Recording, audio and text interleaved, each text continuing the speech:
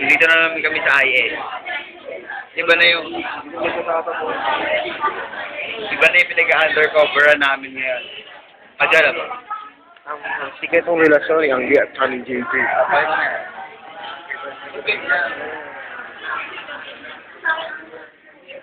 Tuwing review namin, lagi yung sweet na sweet. Nag-holding hands pa yan. Magkatawi lagi yan. Oo, hindi mo na pag-iwalay. Tapos, kahit recess. Tapos, nililibre si JJ kami. Tapos lagi niya nililibre si JJ. Kami hindi kami. Tapos tingnan niya naman, tingnan niya maitsura ng mga kaklase namin. Oh.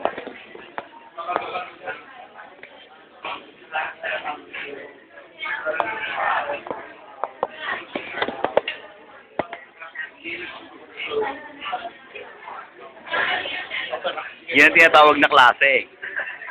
Hindi sila nag-aaral.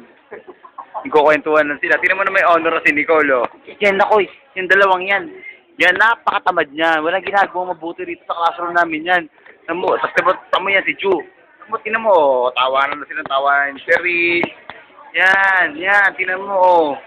Tapos si Captain, hindi na naman nag-aaral, tsaka si Ben. Mga honor pa yan. Daldalan na ng daldalan niya, Yung pa isa, tawa lang ng tawa. Tawa lang ng tawa yan. Yan, sweet na sweet sila, Kung ano-ano ginagawa. Talaga sila. Alam mo, kami lang talaga nag-aaral dito.